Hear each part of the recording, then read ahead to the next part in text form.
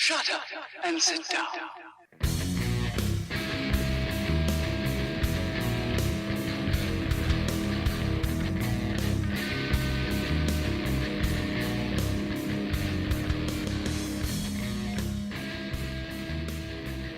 Hello and welcome to episode 3 of the Undercard Smarks podcast.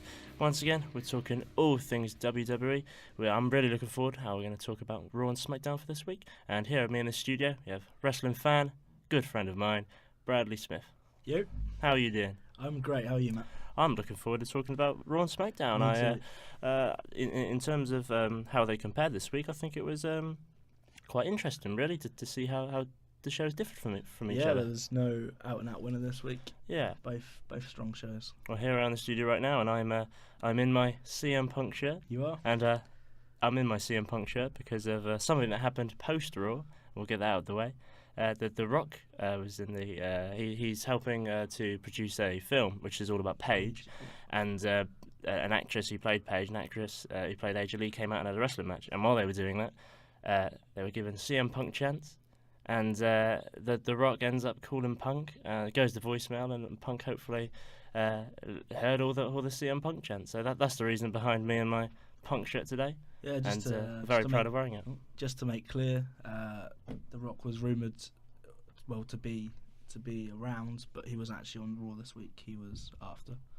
Yeah, and that's not a bad thing. It probably proves how strong the card is at the moment. Every week on Raw. Every second counts this week. Yeah. So, yeah. And as we will start on Raw, what were your overall impressions of it this week? Yeah, it was a good week for Raw. Not as strong as the past couple of weeks. There was a bit more filler this week compared to last. But yeah, overall, a very good show. Yeah, and my opinion on Raw this week consisted around what I thought of the filler, because the strong points of the show I thought were really good, and we'll get onto that obviously. But the filler I thought wasn't filler in a way, because the segments impressed me, and there were certain aspects that that made me feel a sense of contentness. Yeah. So it flowed quite nicely, so the filler didn't feel like filler until you look back, and you could tell it kind of was. Yeah. I don't even know if contentness is a word, but we'll go with that. We'll work with it. And we'll start off with the first segment on the show, which is a big Impact segment with Kevin Owens, and pardon the pun, the spotlight was him as he sat in the ring. Yeah, suited and booted, I must add. Looking fresh. Yeah, this was my favourite segment of the whole show and the whole 3 hours, and this was right at the start.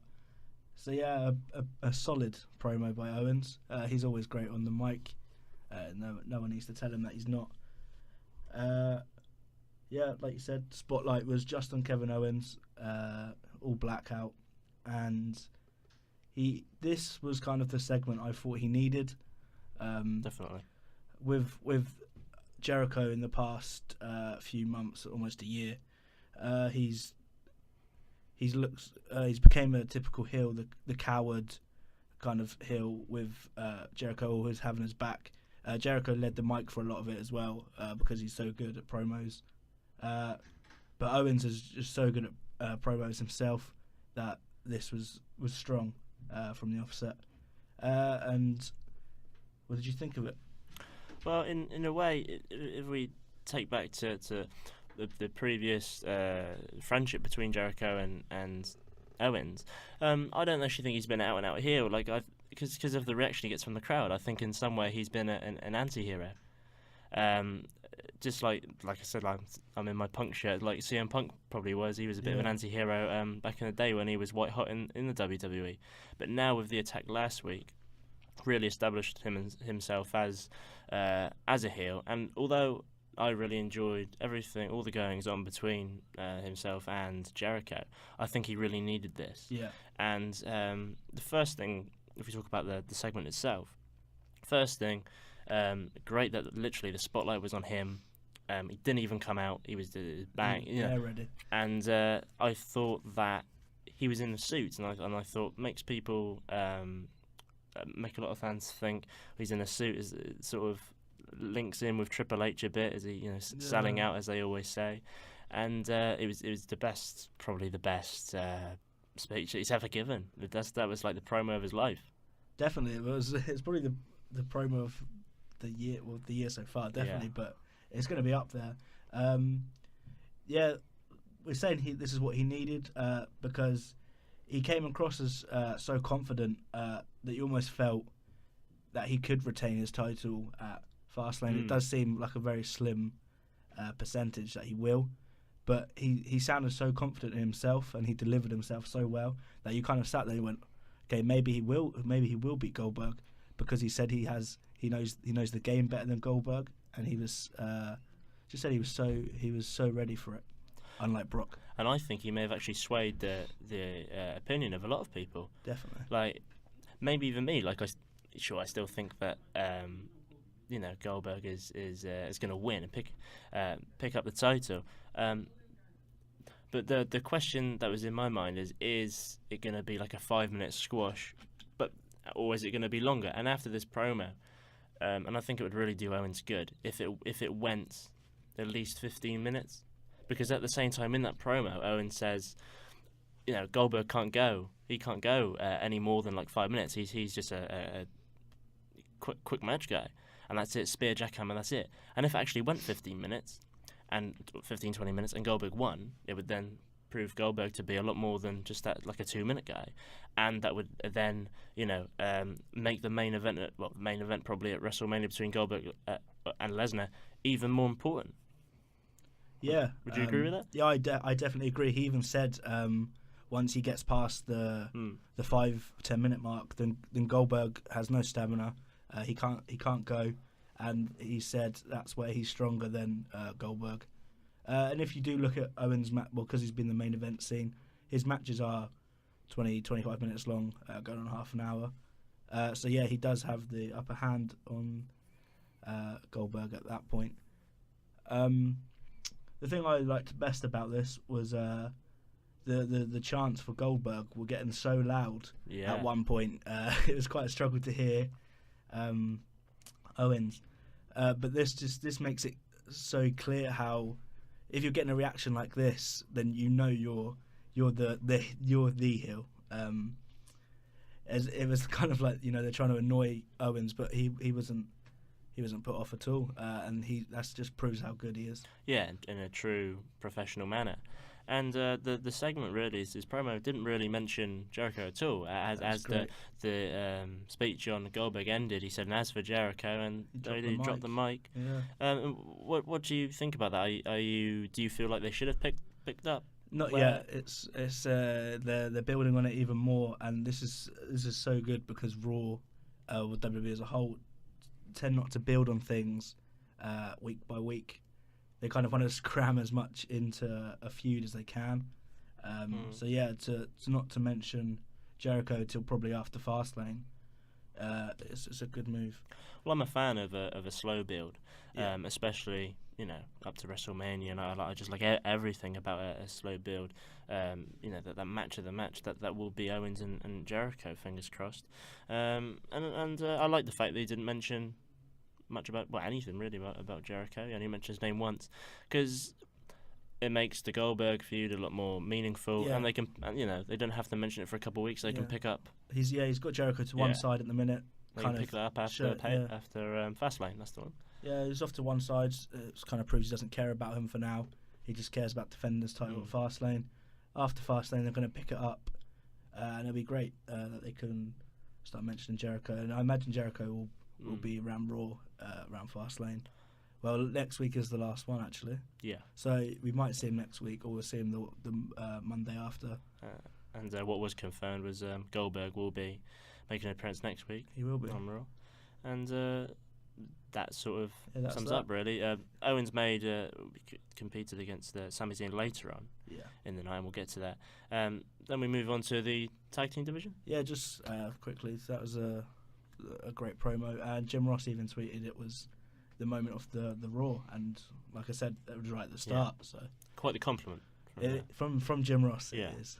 So like I said, we'll move on to the tag team division. Yep. And we knew this from last week. Oh, actually, not last week or a few days prior. It was announced this weekend, I think. Yeah. Number one contenders match for a future tag team championship match at Fastlane. Enzo and Cass against Cesaro and Sheamus.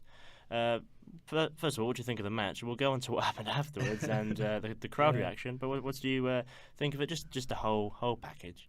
Well, I told you I was pleased that Big Cass got the pinfall and not Enzo. But like I've made clear, I'm a Sheamus and Cesaro fan. So I mean, they've been in the title picture already, so it's kind of paving the way for the newer talent. But yeah, I'm not really a fan of the two. But it's a big step for them. Well, first of all, I wouldn't say it's a bad way to hear that Enzo and Cass are now picked up the win and are now the number one contenders, because you need to make something fresh, and Cesaro and Sheamus can possibly be moved into that picture again before WrestleMania. But with them winning, when Cass got the 3 count, I didn't think the 3 count was going to occur right then. I was actually quite surprised. I'm not sure if you were. I know that is the finisher, but we haven't seen that in a while from Cass. We usually, like the tag team, and Enzo might pick up the pin from the like top of the turnbuckle. Yeah. Enzo's annoying, isn't he? He's very annoying. Yeah. I'm tired of his mic work. For the second week in a row, comes out. It's just a stupid dance, and I think that the company now know that fans are really getting annoyed with him, and that really summed it up with him giving the mouth after they picked up the win, and Sheamus delivers brutal. It was very brutal. Brutal. They showed it back in slow motion. His face moved completely. And I'm not sure if you want to talk anything else before this, but one of the significant moments after that was the crowd saying thank you, Sheamus, chanting for Sheamus, who's predominantly a heel, and signs possibly of Cesaro maybe turning that way maybe soon, or a face turn for Sheamus. Sheamus is an odd one. The crowd seem to be behind him more when he is a heel. Like when he was that face for a bit, the crowd were very much off him. But I think the love for Cesaro is so big that maybe they would pass as a face team. But it was interesting what you said. Maybe Enzo and Cass could turn heel. You look at heels and they're very good on the mic, like Enzo is. So maybe they'll win the titles and they'll come out as heels and they will run their mouth saying they're the best tag team in the locker room. So, well, I think you need to think about. It's all down to what the company now want to do with Enzo. Yeah. Because all over, straight after I watched Raw, I go onto Twitter and YouTube and a couple of videos actually about the WWE getting tired of Enzo. And I really think the answer to that is yes. And a way that you can do that to try and prolong his status in the mid card on Raw is maybe to turn him heel. Because if people are going to start to, don't know if they will, but if people are going to start to boo him as a face, why not turn him heel? But make people boo him for a reason. Well, yeah, he's only face at the minute really for merchandise reasons. But a lot of his promos have contained jokes for adults. Like the Bootios joke is for adults, but they do it in the way that you've got the kid cereal. But I've noticed recently a lot of his running off the mouth has mentioned adult jokes. So it kind of looks like maybe they're not in him like for kids anymore. They might, yeah. And I can imagine Cass is a heel anyway. He's a big guy. Yeah, and it's like Cass, like it's just becoming like this combination of like I like Cass. I still like him. Yeah. It's like it's not like a real complex character, but there's a meaningful element to it. He knows what to do, and he's a big guy, so he's really trying to get to the top, and trying to get to the top of the tag team division with Enzo. And back to Enzo. I feel like the company realised this annoyance that Enzo gives off back ages ago. What was it? He went to this class. I don't know what the class was before Jinder Mahal and Rusev got involved. I'm not sure what the name of the class was called, but started the whole something like that. I think it all started there really. Yeah. And I think people get people get a kick out of Enzo getting beaten up. I certainly got a kick out of he came. Yeah, the Rusev hotel segment that was great, just because you saw. It's just nice to see, like just quickly. It's like the Miz and Big Show. It was Show Miz, and Miz would run his mouth every week, and then he'd hide behind Big Show, and Big Show would just deliver a knockout punch. And then it's kind of like this now. Like Enzo knows he can run his mouth, and he's got a 7-foot guy to look out for him. That's exactly what happened last week. Wasn't it a segment backstage? Yeah, and Enzo says and hides behind Cass. Yeah, and also at the Royal Rumble, number 27 was like the most predominant that someone has won at that number. And so number 27, and Enzo comes out straight in, eliminated by Lesnar.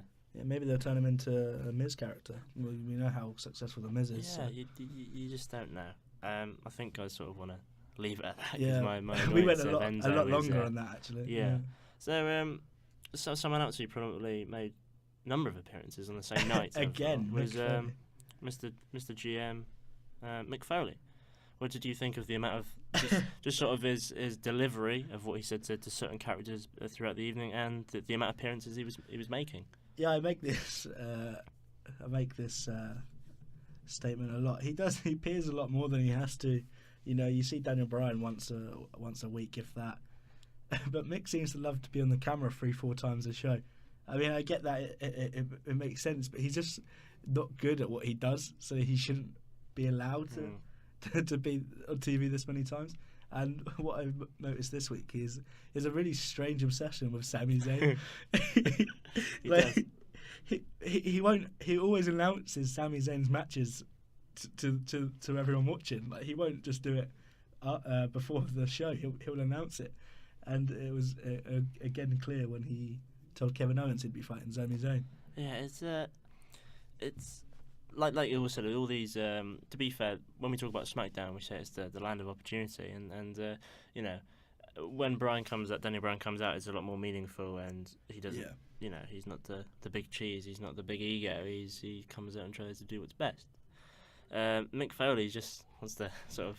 He's like a dog, like outside, just likes to be there. Yeah. Do you know what I mean? I feel like he's just going to look at the camera with his tongue out and just start waving.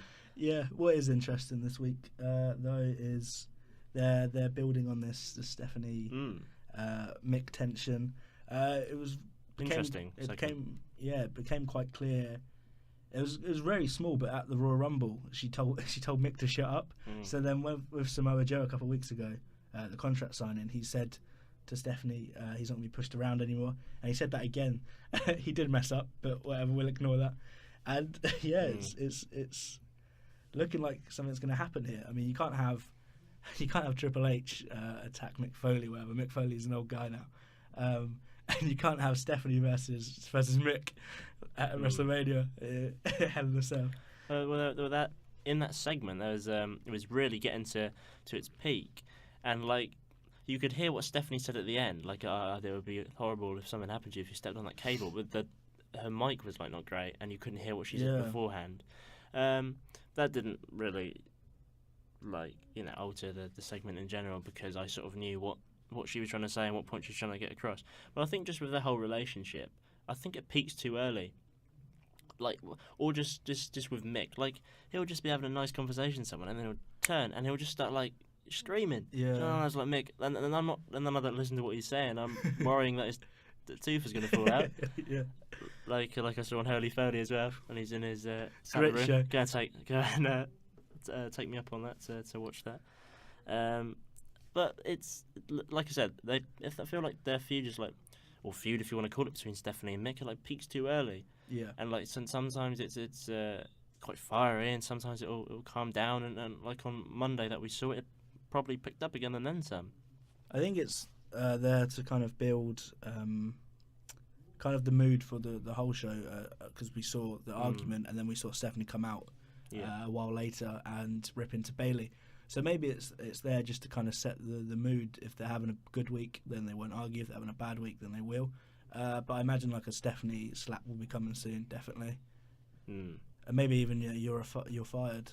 Yeah, and let's hope with that slap she's going to knock his teeth out. That would be great. Hell in a Cell, WrestleMania. Yeah. And he actually had his commissioner top on He from did. when he was commissioner back in the early 2000s, I believe, because matches the haircut as well. Looking fly. Looking very fly, until you see his ear. Anyway. Yeah. Another segment that we do love Mick Foley. We're not bullying I'm not him. calling him out. I'm a big fan. He's the reason why I watched all 6 episodes of the first series, and I'm going to carry on watching of the Holy Foley. Anyways, another segment that we probably won't talk about too much. It was very similar to last week. Well, It mirrored it. Yeah. The club against the Roman Reigns in a 2-on-1 handicap match. What do you think of that? You can say it doesn't make sense because it doesn't, but it is just something for them to both do before Fastlane. Like I said last week, it's kind of showing that Roman Reigns can get beaten down, that he doesn't always win. It's kind of their unsubtle way of showing it, but then he's going to come out not 100%. They'll say Michael Cole would definitely say that and beat Braun Strowman. He always says like, "Oh, the numbers game catches up," or stuff like that. But this didn't really do anything for me. It was something for Reigns to do, if anything. I think this will end now or next week. It won't go any longer. I think because other things going on in the show are probably a bigger picture set up. So you have Zayn and Owens and Joe and Jericho and Goldberg. So Reigns is sort of just wondering what to do before Fastlane. So I think that's the only reason, and it's okay. It gives Reigns a chance to defy the odds, and even though he didn't, because it was actually Reigns who disqualified himself picking up a chair. That was the only difference. Last week the club disqualified themselves. That was the only difference. And he hit a.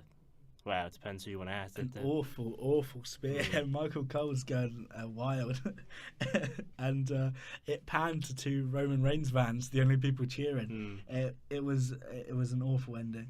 It was interesting what you said though, because it proves that Roman isn't the face of WWE. I mean, Braun Strowman, his opponent for Fastlane, was doing great things this week. Him defying the odds against the tag team champions was kind of WWE's way of showing he's the big dog, but he really isn't. And I'm just it's upsetting that this whole Braun Strowman monster thing is going to end at Fastlane, I believe. I hope not, but at the moment there is a new dog in town with Braun Strowman, and we will get to him, and he was in the main event, which I was actually quite happy with, and we'll get on to that. Something that you may refer to as a filler is should we get on to the New Day, as we thought that the the tag team relationship between Rusev and Jinder Mahal was about to end because they didn't feature last week. Out they come this week. Yeah, I was very, very annoyed to see Jinder Mahal. So was I. I don't know what it is. I just really dislike him. Like on SmackDown vs Raw, I'd always make him a free agent. I just there's just something about him I don't like. But yeah. Like I said last week, the New Day filler isn't.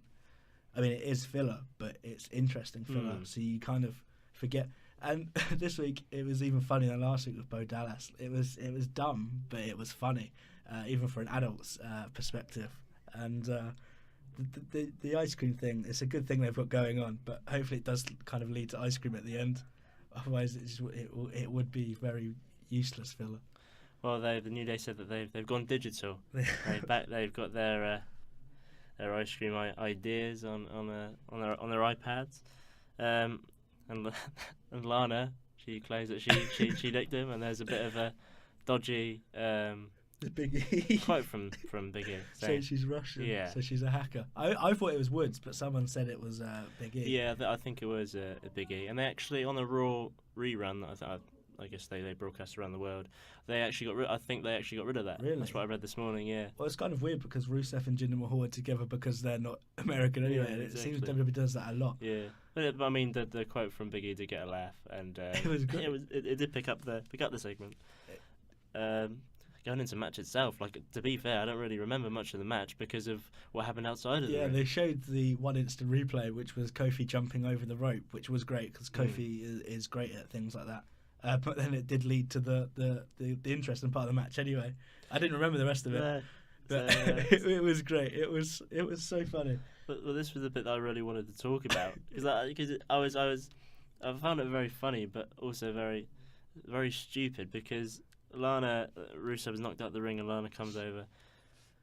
Xavier comes over with a trombone, blows a trombone, but initially when he blows a trombone, it doesn't scare Lana at all. She waits like a few seconds and then reacts. It's kind of like a really bad pantomime. Yeah, I don't think it was meant. I'm not sure if it was meant to be. I think Lana was like, "Oh yeah, I'm meant to throw my iPad up in the air." It was a kind of a timing error. Yeah, I just reckon. You could say that. And, good catch there. Good catch by Xavier. And then when he's breaking it as well, that's great. And he's making the expression, but it didn't break first. It was good in a bad way. Yeah, and these little things, with different people, the altercations that New Day get into is it's just something to do before WrestleMania. They're hosting it this year. They are the hosts of WrestleMania 33. I think it was announced on the Twitter page in WWE, which it was announced on TMZ Live. Yeah, first, which they showed the interview, didn't they? And the people in the TMZ newsroom, and they're dancing along with Big E and everyone. Yeah, for all these like news stories, they're using actual websites and things now, which is so same with the Hall of Fame, which we'll get to. Can't wait. Do you want to mention the tribute that WWE gave to? It was a lovely tribute. George Animal Steel passed away last week, and as someone who got into wrestling through their dad, the older generation, George Steele was someone I learned from him. Very recognisable from his green tongue and his very hairy body, and he was a lovely guy. That came across very clear. He played stupid, but that was just his character, and he was lovely, and the tribute was lovely. Yeah, really touching actually. And for someone who I didn't actually heard much of him before, I know you have because so your dad grew up in that type of time, and he followed George Steele. It really proves that if WWE put their mindset, they can actually create these really touching packages. Yeah, the Jimmy Snuka one a few weeks ago, despite the controversy, it was lovely as well, and it was nice because he's not really he is remembered for his silly character, but he was wrestling at a time you've got Macho Man Randy Savage and Hulk Hogan, Ricky Steamboat, so he's not really remembered. I mean, Ricky Steamboat wasn't really remembered until the Hall of Fame because Macho Man was such a big name. Yeah, and they showed the segment, the things they used to do with Miss Elizabeth and Randy Savage, which is great. And like I said, if they really put their mindset, they can create something really nice for the fans, at home watching or in the arenas to grab onto. And people before, say last year when Chyna sadly passed away, they, instead of having people commenting about her and her legacy and whatnot, they just showed tweets from Stephanie and Triple H and Shawn Michaels and maybe other members from DX, for obvious reasons, really. But it shows what they actually think of each superstar who passed away by how much effort they put into. Yeah. Saying that, I think they had a bit more time to get interviews about George Steele than they did with Chyna. Yeah, because it happened a week previous to Raw. They just included it this week. Like you said, they can. They proved they can do it, and it's nice. I remember. The Roddy Piper one sticks out to me a lot, and the Dusty Rhodes one. Yeah. So they can do lovely packages like that. There's a really very sad and tragic time when those two, Piper and Dusty Rhodes, died, and I think others in a really short period of time. Ultimate Warrior as well. Yeah, that was terrible. That was because he actually cut a promo and died a couple of days later. Do you want to move on to something else? Yeah, we might as well quickly, as we've just mentioned, the Hall of Fame. We might as well. It was a great package. They haven't done this yet. I mean, DDP, Diamond Dallas Page, is going into the Hall of Fame this year, and for me, this is the best inductee so far this year. Actually, on par with Kurt Angle because I really like Kurt Angle, but the Diamond Cut is just so good. Yeah, the NWO bit was fantastic, and so he's been inducted this year along with the Rock and Roll Express, Teddy Long, and Kurt Angle on the minute. Yeah, I think that's it at the moment. But yeah, the package was great, and I think DDP is a great addition to this year's Hall of Fame, because not only just with what he's done, but he does. I think people are quite well known of DDP yoga, which he's had to help a lot of. You might think it's yoga, but he's actually helped a lot of ex professional wrestlers. Like change their lives really, because when a lot of those careers end, a lot of wrestlers get themselves into a lot of bother, and he's changed them around. Yeah, that's one. He's like they said in the package that he's the people's champ, and there was a thing on the WWE network, like the table of three for legends, and he was on one of them, and he just looks so good for how old he is. Yeah, he looks great. And compared to Scott Hall and Nash, I think he was on with, because Scott Hall's really kind of let himself go. But definitely. The yoga does really help. Yeah, but he was competing in the Andre the Giant Battle Royal at WrestleMania 32. Oh, yeah. I forgot. They were concentrating more on Big Shaq having his entrance and everything, and DDP sort of went under the radar. But he's fit, and he I wouldn't be surprised if he's in the Battle Royal this year, probably alongside his Hall of Fame induction. We'll see. Right, we can talk about cruiserweights now. We'll talk about both. There's actually no actual match this week. They still changed the ropes though. They still. The Tozawa and Kendrick bit was good. I'm glad Brian Kendrick's back in the cruiserweight picture. I'm kind of tired of TJ Perkins. Cedric Alexander's alright, but the Brian Kendrick is the veteran out of all of them, and it's good because this is actually leading somewhere. And you could tell a couple of weeks ago when he was saying it was his protege, and you knew it wasn't true, and you knew it was going to build somewhere. I don't watch 205 Live, but I imagine this will be kind of Fastlane pre-show maybe. Yeah, that would probably be the best bet, because the actual championship match will probably be on the main card, which I'm very excited for. But I feel like, although I said this to you, I might be quite hypocritical when I say this, and when I do watch Raw, cruiserweight division doesn't get as much time as maybe they should with the time they have in each match, like 5-10 minutes if that each match. But I think this week less is more, because you had two feuds that have actually establishing themselves, and I've been very happy with them. The first one, as you said, Brian Kendrick. That was good. And Tozawa. The second one was great. And it took very little time to just establish that feud and what the dynamic was between both of them. That was great. But we'll move on, and I am looking forward to that with Tozawa. Like I said last week with his German suplex finisher. Yeah. I imagine that's going to be great. Kendrick's going to let him get over. Yeah, and if he puts him over, it's just going to further Tozawa and maybe up to the title picture. Rumour that Austin Aries maybe facing Neville at WrestleMania. Really? Yeah, wow. he's been apparently he's been cleared. Who's the face here? Austin. Yeah, that's what I mean. Maybe it's going to be Jack Gallagher. You never know. He might get into the picture. And their contract signing for the cruiserweight championship. A very strong segment. The segments, the promos were a lot better than the actual wrestling this week. Yeah, tea and biscuits on show.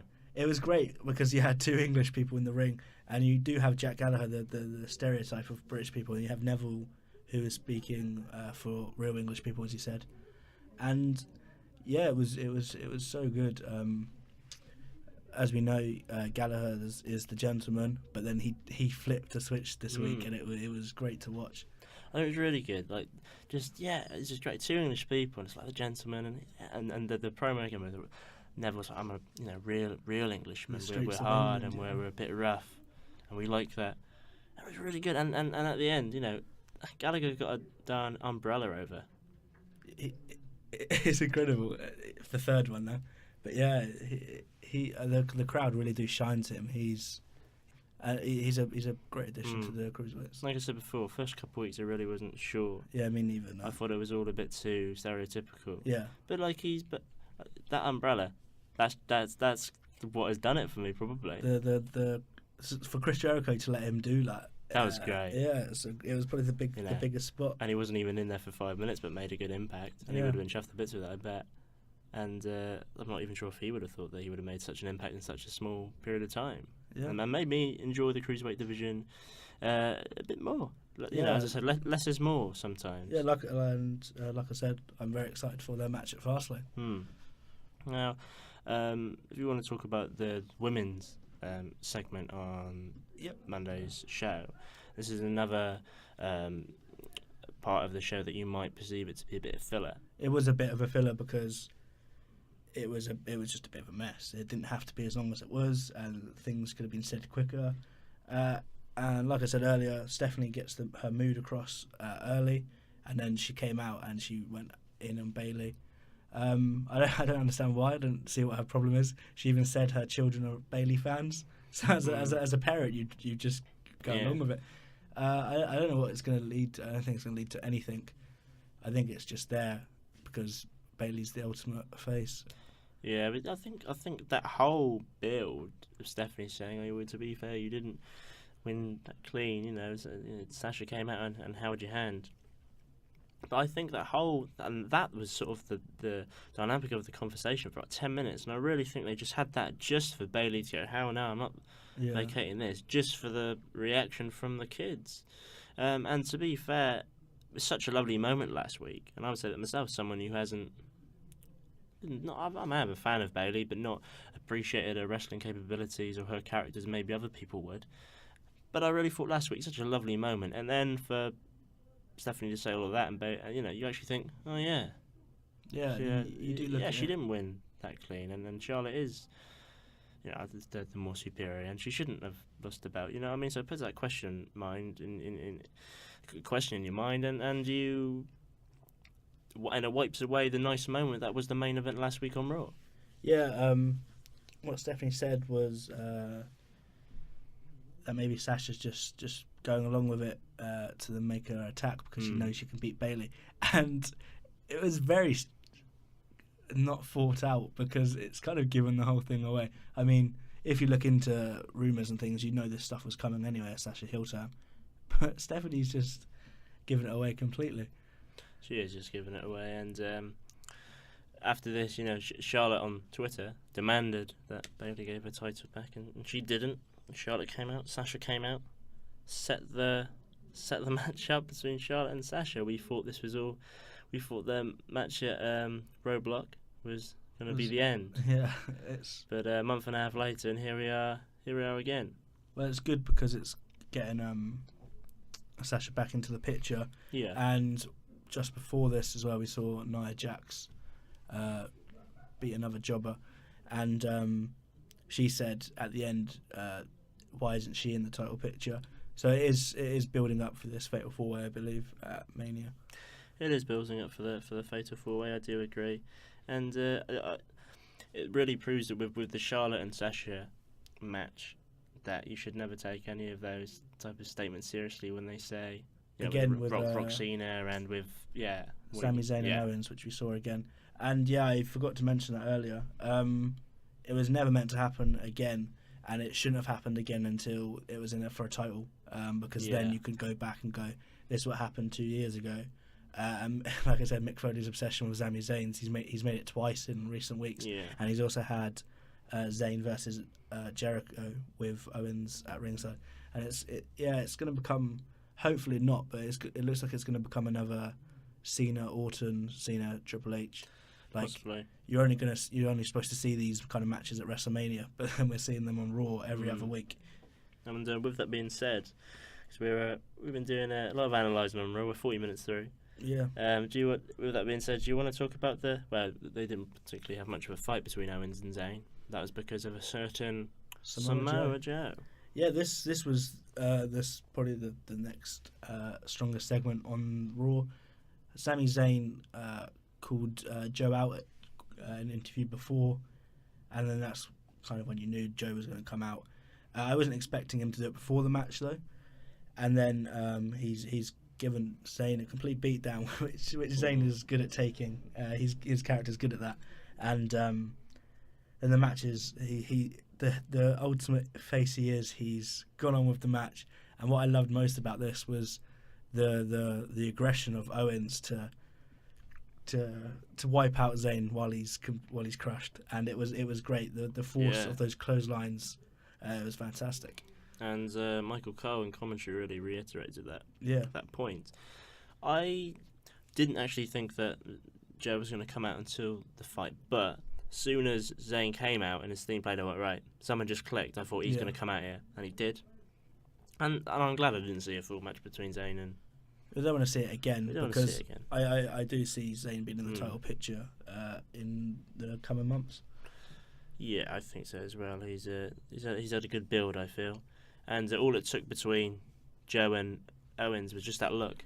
They looked, and Joe threw Zayn into the ring, and they really did establish a particular stable. Kind of the authority, that could be the future. Yeah, and it also looks like we're going to have Zayn versus Joe either at Fastlane or WrestleMania, which gives them both something to do until, like I said, I'm going to see Zayn in the United States title picture, and I imagine Joe's going to be in the Universal title picture. Yeah, I hope that Joe and Zayn have the fight at Fastlane, because I feel that although Joe's been on the main roster for 3 episodes of Raw, I feel like they can really make the most of the hype. Because you never know what's around the corner. You never know what will happen to him. Make the most of this now. A lot of people that will watch Fastlane have watched NXT for the past year and a half with Samoa Joe running dominant there, so we're going to know what Joe's capable of anyway. So I think that's sort of they just lay the foundations for what might happen next week, and then onto Fastlane. Michael Cole loves his exclusive interviews, doesn't he? Yeah, these have to stop. There's one next week with Seth Rollins, which I imagine is going to go the same way. Michael Cole's just going to get flicked off, and this this is really strange. Like when Paul Heyman was just great. He's always great. I love Paul Heyman.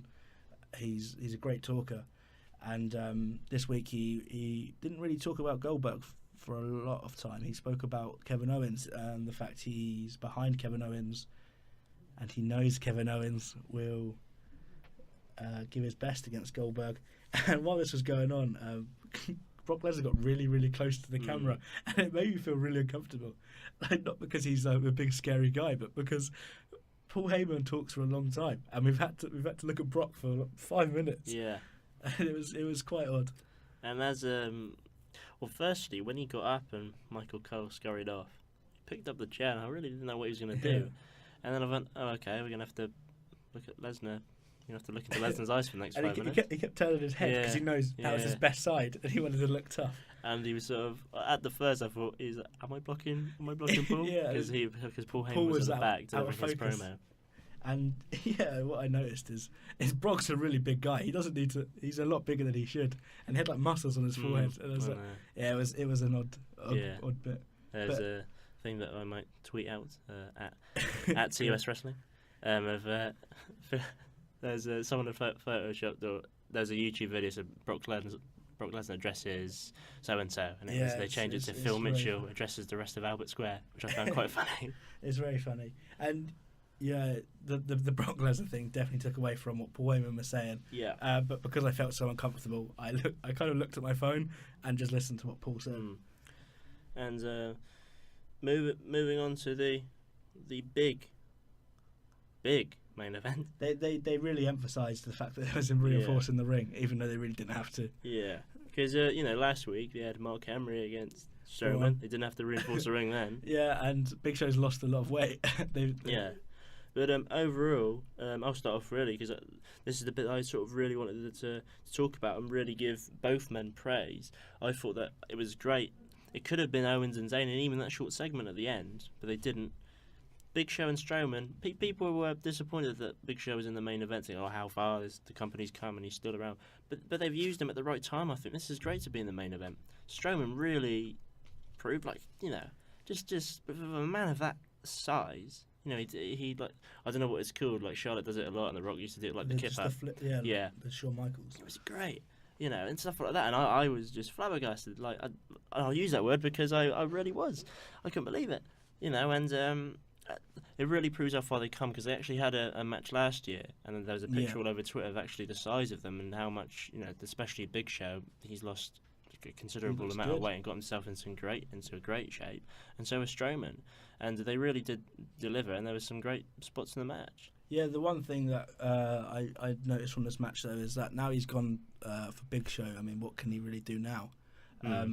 So maybe they have peaked this too early. It kind of makes me think that they're doing it to build up Strowman to be the monster that he is, but now it just means Reigns is going to win at Fastlane. Even if they held off Big Show until a week before Mania and let Strowman win at Fastlane, then it still builds this character. Even if he didn't have anything at WrestleMania, we're not going to forget who Braun Strowman is, and then he can come out, the next day and challenge Brock for the title, and people would be so excited to see that these two monsters going at it. And yeah, it's kind of silly that it's peaked just before Fastlane, but like you said, I think it's the first episode you said Fastlane will be Strowman's WrestleMania moment. Yeah, and I'm not sure if I agree with what I said now. We'll get on to, because we'll be giving our Fastlane predictions next week. I'm not sure, but in regards to Big Show, I think that's... Yeah, Big Show looked great, and it kind of looks like this Shaq thing's going to happen, and then we're going to kind of see the end of him, I guess. Yeah, which is wow. I'm one of those guys who is sort of like, maybe should have hung up his boots. He's always going to be around though. He's going to be the kind of guy that they'll just show a quick backstage segment in a couple of years' time, and everyone's going to cheer because it's Big Show. Yeah, he's not going to go anywhere, but he's not going to be on the card after Mania. Yeah, that's what I mean. And I think that's it. About it. I'm hoping that I paid Strowman the credit that he deserved, because I really was impressed, and that was it really. And before we get on to SmackDown, what we thought of it, we're on Twitter, and we're on SoundCloud. Follow us on Twitter on TUS Wrestling, and if you are listening on SoundCloud right now, the Undercard Smarks, give us a follow. We are trying to get onto Audio Boom, and we'll be going on to YouTube as well. But yeah, like we'd love to hear comments, what people think of wrestling, what they think of what we're saying. Yeah, because when I'm on Twitter and whatnot, I'm always reviewing people and think about what they think, and everyone's entitled to their opinion, obviously. And so yeah, leave us a comment on tweet us, and leave us a comment on SoundCloud, and follow us. And some lovely new logos up, which you can take all the credit for. Thank you. But I can take the credit for the theme tune. You can.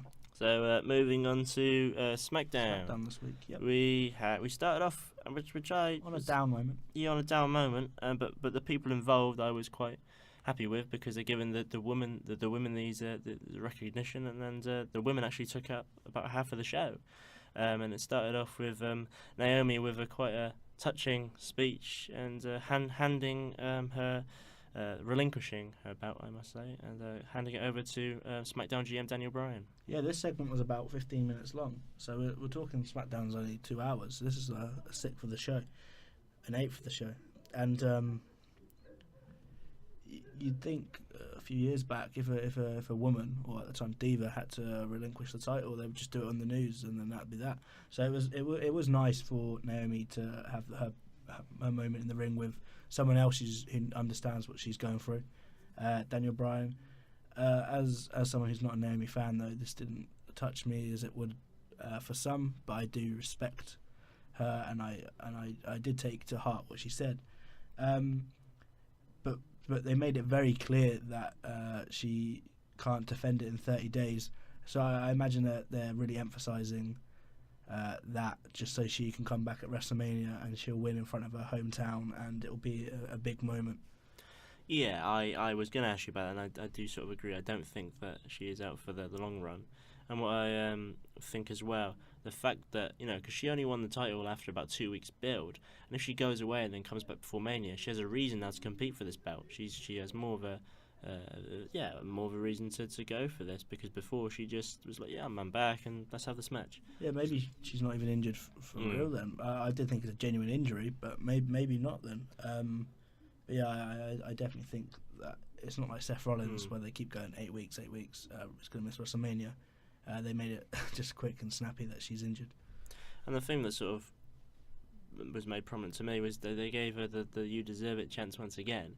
Which I think that maybe is a bit They're overusing it. overdone now. Like they did it with Bailey. I mean, Braze was great, but Braze was the most deserving, I would say. And for all of the work that he's put in, they'll do it to Goldberg. They're gonna do it to Goldberg. They will. Imagine if they do. There'll be a lot of wrestling fans who are not fans of part-timers who would get quite angry. And with that being said, with Naomi vacating the title, out comes the wonderful Alexa Bliss. She's great. They obviously just to make a match. They usually, I think the rule is that you do have to give it to the previous champion. But then Daniel, being the face he is, said no, you can fight for it. She fought Becky, which happened straight away, and she got her title back. And I am quite bored of Becky. I know you like her, but I'm quite bored, and we need a fresh face in SmackDown, I think. Yeah, well, although she's moved on to still a newish feud with Mickie James, I feel like it might become stale quite quickly. Yeah, I really think so. Like, and she might need something fresh. I still think her character is decent, but I mean maybe her feud with Mickie is maybe a bit stale because I can't really. I've always perceived Mickie as like a face, to be honest, especially with someone who hasn't been around for a long time coming back. So maybe it takes a bit of time for people to get used to. I don't know, but like you said, I'm always a fan of Becky, and I always will be. Changing gears with the match itself, Alexa picked up the win in sort of her usual fashion, really, bar TLC when she actually won clean, but she actually won with a sort of a punch to the throat, which was different. Are you happy? Is it sort of they can't really do anything else other than give her the title? Yeah, because like I said, Naomi's gonna reclaim it back at WrestleMania. But building on what I said, Alexa just really runs SmackDown by herself for me. She's SmackDown Charlotte, but at least Raw kind of has the others. Whereas I don't know, maybe there's gonna be a Mickie face turn eventually, and she's gonna turn on Alexa to get the title. But I think that should happen soon because, like I said, there's no one else really for the fans to get behind. Well, maybe if the injury is genuine, maybe that might happen. I think everyone. I think it'd be great. Mickie and Alexa. And we'll sort of see where that goes. Really, there was no. Also, as we said last week, Becky and Mickie had a match, and it's sort of 1-1 in that series. If you want to call it, nothing really happened. Apart from the fact that Mickie did come out after Alexa won the championship, and Mickie came out trying, and they had a little scrap for only a matter of seconds, and off Mickie Becky went was again. left in the ring, Yeah. Should we talk about? This is my official statement to start the revolution and give Breezango the titles. It's just it'd be something interesting. Like the tag team is so boring on SmackDown. And you're not even joking here, right? Like I agree as well. Something different, it'd something be interesting. fresh. Like every week when they're supposed to defend it, they can cheat, but you'd actually enjoy it if they cheated because everyone likes them, even if they say they don't. I am being genuine. I want to see the tag titles on them. They fought American Alpha, and I think they sort of wanted to cement themselves as the hard nuts, even though they're the fashion popo. Yeah. And they came out before the bell rang and tried to get one up on American Alpha. American Alpha being the alphas, they didn't take it, and then they picked up the victory. And then the fact that it was actually only about a 5-minute match, even after the Breezango or Fabrice tried to cement themselves, they lost in 5 minutes. They've made the Ascension look silly, and they've made Breezango look silly, so maybe they're going to make the Usos look silly, but they don't need to do that because the Usos made themselves look silly this week. They cut another awful promo. I heard someone say it was their best in years. Yeah, it was on. I think it was on Simon Miller. Yeah, on What Shout Culture. out to Simon Miller. But yeah, I mean everyone's entitled to their opinion, but it might be their strongest, but it was still awful. I mean, you can't polish I know. And I said this to you. The promo it was very similar to last week, but just a bit more of a. There's just a bit longer. It was. I compared it. I know you compared it to something else, but I compared that promo to like the Hype Bros. But the Hype Bros actually kind of hyped you up a little bit. Yeah, this was dead. Just like, even the people around them wasn't like trying to get like in on the camera. They were like, oh great, it's the Usos. And yeah, I compared it to a mix of the New Day when they were going chocolate, vanilla, and the Wyatts with the whole it's not paranoia, it's the Usos. They really have no character. That's their ending line now, I feel. Yeah, it's this is where SmackDown are going, and I hopefully they can do better in the ring. It's like when they're talking like too quick, and then they're trying to catch up on what they're trying to say, and then it ends up like it's funny, and it's not meant to be funny. I don't think. Like, well, that's what I mean. Like, even with like what they said about the vanilla thing, I mean, they got a bit of a laugh. It's just I don't think there's any direction. But at the same time, they got to do something with American Alpha. They got to cement a feud, and probably WrestleMania pre-show. Though. Yeah. But at least there is something, where like with the Fashion Police or the Ascension or anyone else, Ryder's injured with the Hype Bros. I remember American Alpha said on Talking Smack last week they won a main event WrestleMania one day, the first tag team ever. So there you go, let Breezango win it at WrestleMania. Imagine. Main event, official claim. Fandango's already had his WrestleMania match. He beat Chris Jericho. He did. WrestleMania 29, and. I don't think they're going to be winning the belts at WrestleMania. I don't think they're going to win the belts at all, but especially not in the main event. And we don't know how long that will go on for with American Alpha and Usos, and we don't know when it will finish. But move on to something that probably has finished now is the feud between Natalya and Nikki Bella. They had a Falls Count Anywhere match. Yeah, quickly. American Alpha are great. They don't deserve what's happening to them right now. So, we had. Finally, the ending of Becky and Natalya. Nikki, and I'm just happy it's over. They did put in what some people are saying a very good match. I thought it was. I don't argue that it wasn't, but I think because it was on SmackDown, it kind of took away from it a bit. This is what should have happened at Elimination Chamber. It wasn't to me. It wasn't worth the really really long build. But yeah, there was nothing wrong with the match. There was a couple good spots for me, like the mirror bit. That was great, and I was surprised that she kicked out of that. Yeah, and the commentary table bit was good. And I'm glad they spent a lot of time out of the ring after spending all this time fighting backstage. And yeah, it was a good match for SmackDown. Yeah, I was really impressed with it, and I thought there were some great spots and. I didn't mind the fact that it lasted that long. Like I said earlier, the women's division took up half or even more than of SmackDown on Tuesday, and of a feud that I've really disliked and it really hasn't kicked off and built into something. I think I'm not going to say it's made up for it, but I was content at the end. It's like it's ended fair on enough, something nice. And it moves on to something else. And the reason it's the biggest revolution of this match. And I will say quickly before we move on to that, I think the reason that they didn't do this match at Elimination Chamber is I think they had to wait a week or two for this battle royal as to help John and The Miz, which I've just given away. But anyway, what were you alluding to in the match itself with a certain pipe? I did actually think that Maurice was going to get involved anyway because of the talcum powder or whatever, the week before.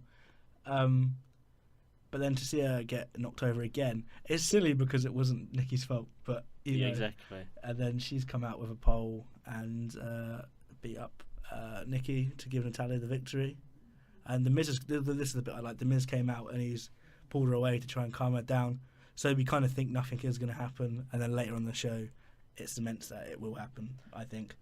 Later on, it did, and as soon as there was an altercation between Nikki and Maurice.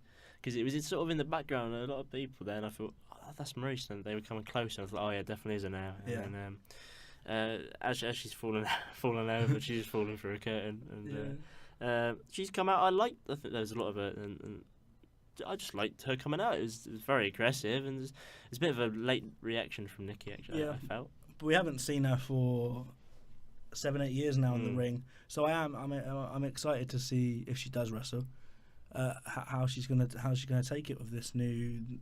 I imagine there's like new training for women.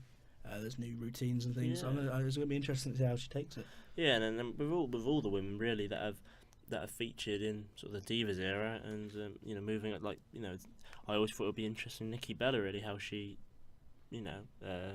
gets on in SmackDown as it's no longer a Divas championship, it's the women's championship, which I was always very happy about when that change was made. And same with Maurice, which I found out she was the Divas champion for 2 WrestleManias. Mm-hmm. I'm not sure if she ever had a singles match. She definitely had a tag team on one. I'm not sure about the other one. I think the other was like a battle royal or something. Yeah, I think you might be right. What Santina? Is it that one? No, it wasn't that one. That was WrestleMania okay. 25. Right. I can't remember. Yeah, I don't want to talk about Santina. I just remember Maurice. At the time, she looked great. She was a very dominant force. Yeah. But now you'd kind of you wouldn't. She's like a Dana Brooke compared to a Charlotte, really. Yeah, well, she actually. I think you can really tell if the women are doing a great job in the company. If they can split from the women's division, and actually do stuff with the male superstars. Now, we've had this before years ago with AJ Lee doing stuff with Punk. Talk about Punk a lot. I'm in the show, but he's my favourite of all time. So I can mention him now and again. And with Maurice, I think she did some stuff with Ted DiBiase. I think she did before. Only small, yeah. Yeah, but she did do some stuff. Junior, not the $1 million man. not the original. So she does have the capabilities and compatibilities of mixing. So and this sort of moves into that what we're gonna talk about in the Battle Royal, because there was rumours ages ago that there was going to be a certain mixed tag team, and we will talk about that. Yeah. That sort of cemented itself into the main event, which was the Battle Royal.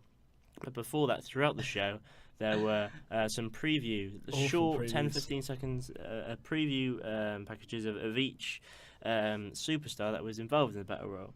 And what actually made me laugh, even before this, and they did a preview to the show, they went tonight, the top superstars in SmackDown, and as they said, that emoji pops up. No, Mojo, he pops up smiling. So they were very different in each one in comparison. What did you think of each? Yeah, it could have been great for character building. For some, it was as well. But quickly, when you said Maurice falling through the curtain, I thought of Dolph Ziggler's super kicking whatever he did, and I imagine Maurice had more force through that curtain than Dolph Ziggler had.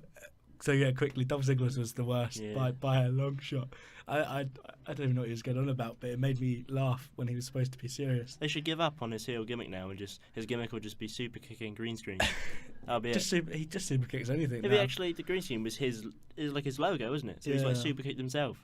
It should have been Apollo and Kalisto's face or something, just something. Yeah, like when Dean had Baron, which that was you got a good pop. That was the strongest. That was Baron Corbin's wasn't strong, and we know how strong he is on the mic.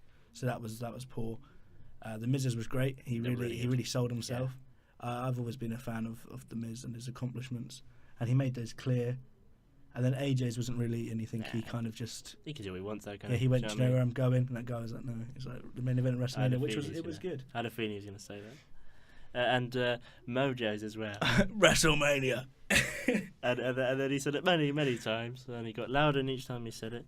You can't take him seriously after he's been in the Hype Bros. I reckon he's like, do you know? I'm not sure if you remember when R-Truth, he had this like gimmick where, like if he was in a Royal Rumble match, he'd pin someone or something. Yeah. It's like Mojo was trying to like remind himself that he was actually competing for a chance at WrestleMania. No, he tried to make him sound like he was on Talking Smack, and he said that all this Hype Bro stuff's going to stop, and now he's his own man. But you can't look past that once he's come out in the tapes with Zack Ryder. And sort of that was really building up throughout the whole show, and quite rightly, I like the fact if it was too long, I thought 10 people are gonna have to get through that, but they were only short. So yeah, there wasn't like a John Cena one, because I mean we all know who John Cena is. Kalisto Kalisto's was about 5 seconds. He actually got booed, didn't he? Yeah. He was going Lucha. That was it. It was awful. It's every time he speaks now, I think he's just gonna say Lucha thing again. Yeah. And so as all these took place, I was content with them. And it made me move on to the Battle Royal itself. And before we talk about the ending of the match, there was sort of what I liked about it. There were different feuds inside the match that progressed. Do you want to? Yeah, because at first, like when it advertised it, I was like, Mojo Rawley and Apollo Crews is like the best they've got. But then, once you look into it, they've got the established feuds and the feuds that were going to be built on. So it made sense, and it was a good selection. I mean, it was most of the roster really, and like you said quickly, Dean Ambrose got the biggest pop actually when he came out. Yeah, which was nice as a Dean Ambrose fan. He was the last to come out, I think. Yeah, so, and maybe they knew it was in Canada, and he's not Canadian, but that was nice. And the match itself was quite good. The men looked like they were giving their all because this is a shot at the main event of WrestleMania, and it took a while for Mojo to be eliminated first. It did. I like the fact there was quite a long main event. I think there was 2 ad breaks. 3. I think. Was it? Well, there was one when Cena came out, and 2 more. But it took a while. But I guess it gave everyone a chance. I don't think they really wanted Mojo to be eliminated with the screens of WrestleMania. He was eliminated first. So that was sort of out the way. He's the only one who didn't really have a proper feud cemented. And I think that's after that was when the Kalisto, Crews and Ziggler sort of I think Kalisto was eliminated first, then Crews eliminated Ziggler. Yeah, and as Ziggler gets out of chair, Apollo notices this as Crews notices this, then Crews gets eliminated. Yeah. So then they're all out, and they're all as stupid as each other. They're still going with this, though. That's the thing. But hopefully, it's going to come to an end soon. And I don't know if I'm going to be able to say all 5 names here, but when I was watching it, there were 5 names left in the ring, and I thought those are the right ones: Cena, Styles, Harper, Ambrose, and Corbin, and the Miz. The Miz would have to be in there. Well. Yeah, so 6, but I think those are the right people to be left in there. I don't know what was next. The last 3 were the good ones. Next was the Miz getting eliminated by Cena because he was doing the whole Daniel Bryan stuff. Yeah, and then he's doing the yes kicks, and then Cena just got up and threw him out. And this is what we want to talk about. This led to the Miz coming in and illegally eliminating John Cena, which I don't understand how that was allowed, but it was. And you made a very good point actually to me. Yeah, because I was just thinking he gets eliminated, and I think correct me if I'm wrong, but I think the build up to the Royal Rumble 2011, I think the Miz eliminated Cena then maybe. I think that may have happened. Anyone listening, go and check that out and give me hate if I am wrong, but I'm pretty sure I'm right. And I think even then, but contrast to Tuesday, when the Miz, eliminated Cena, he should have given a lot more emotion. It's he's missing out on the main event of WrestleMania. He's a face and he's not going to start punching refs, but I mean, at least go and chase the Miz out the arena. He give his generic Cena shocked face. Yeah, and he didn't even give that. It's like another cool. Maybe he's not happy about this feud. He is a big name with 3 less than it. Well, I mean, the Miz deserves WrestleMania main events every year, but they call Shawn Michaels Mr. WrestleMania, but John Cena's been in the big man, defeated Triple H. The things I've noticed is John Cena never earns the 2 Royal Rumbles, but then like with Big Show, he placed himself in that match. Yeah, and he just kind of puts himself in WrestleMania main events. He's Big Match John. Big Match John. But like I said, I just thought main event of WrestleMania. He's John Cena. He's gonna want to be in the main event, and he just walked off. Yeah. And that probably would have led to they're actually doing this mixed tag team. But no, as long as it's not like third to last, as long as it's kind of at the start when people are still like not sitting down, but they're getting into it. It'll be interesting to see because the Miz and John Cena work great together. But now you have the addition of Nikki. It is believed she's retiring, so this is kind of a send off for her to be with John. And she keeps doing the STF, but they say whatever it is actually. Fearless something. Yeah, but it's like what Brian Kendrick does, but they call what Brian Kendrick does the Captain's Hook. Yeah, it's the STF. Yeah, just say because it's John's, it's your husband. Just say that.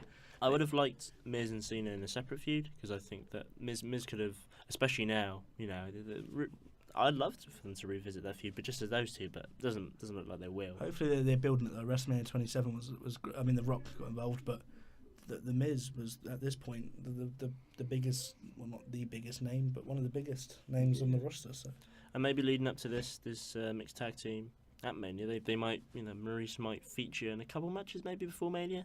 hopefully I'm not she hits Renee Young or something as Yeah, well, and then Dean gets involved. Imagine that, and that'll be a But no, moving on. Dean's got his own thing going on with Baron Corbin. Yeah. And I made very clear I'm excited for this. And again, just a little bit of a steady build. Before the bell, just as the bell rang, Dean sprinted across and attacked Baron in the corner.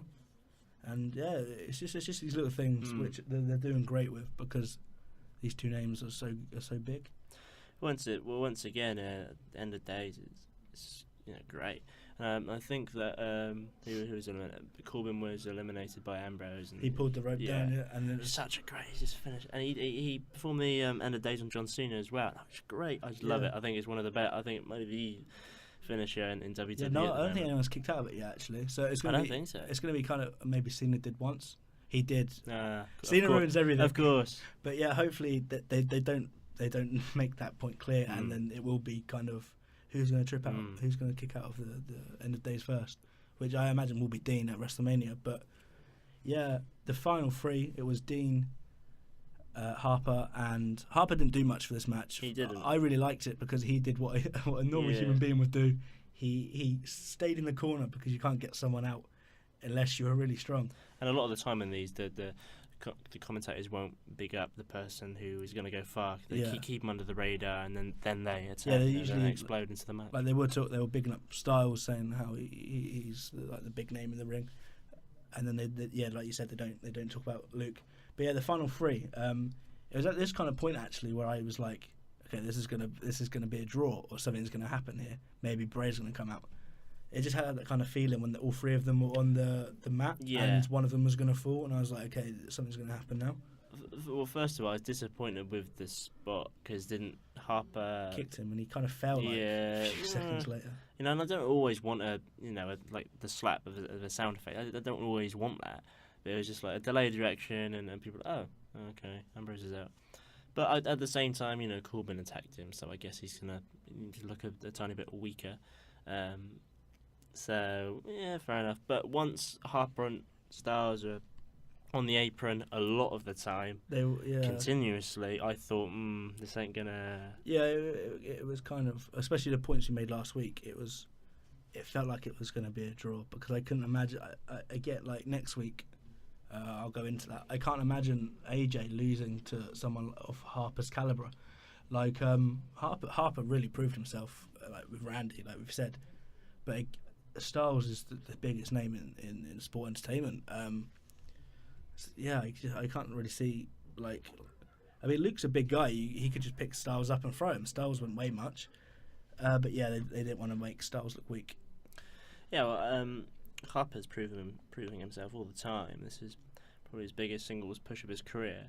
But I probably don't think they can, even if Harper eliminated Styles, and they're going to make Styles look weak. Elimination Chamber, he was although he was pinned and everything, but he was the last one there, and last week he wasn't the guy who was pinned in the triple threat. It was Cena, not Styles, and there's Styles again last two. He's always there. He's always top it just made clear it was a draw. I mean, watch it back, and Harper hit the mat a long time after. A long time after. I thought they were just going to have a pause and then just a bit of dramatic Harper, and then they raise his hands. Because then it looked like Styles still fought right to the end.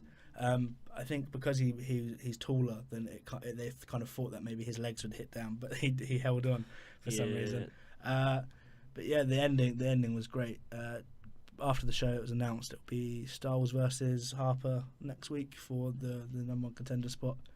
And it was interesting because I said Styles and you said Harper, and these two are left. So it looks like either of the things we've said can go that way. But we've discussed this already, and we can't see Styles losing clean, and we can't see Harper not being in that match. Yeah, well, I still stand by what I said. If we look towards Mania, I still think Harper will be in a triple threat between Bray and Randy for the championship, and I think Bray will win next week. But I think that whatever happens, I think Styles might get attacked. Someone's going to interfere, and I think that will then cement his yeah, I think next week we're going to find out what's going to happen with Styles in terms of Mania. I said to you, I think it's going to be a fatal four-way. I can't see Styles losing to Harper, and it's going to be good. It's going to be kind of Styles will win at Mania, and he's the outcast of this little feud going on between the Wyatts. So then he has no worries building up to Mania. He can just be himself. Maybe he'll even play on it a bit and make them fight. Maybe he'll be the guy that will split Bray and Randy up. Maybe. He's the right character to do that. And yeah, I think it's going to be a fatal four-way at Mania. Hopefully not like 2, but or 3. It looks like. I think Styles will pick up the win there. But yeah, to finish, it was so nice because at the end, Harper, everyone was cheering Luke, just Luke, and it was quite touching as someone that's been a fan of the Wyatts for the whole time, not just Bray but Eric Rowan, Luke Harper, and Braun. To hear someone cheer for Luke instead of AJ was a really big deal for me.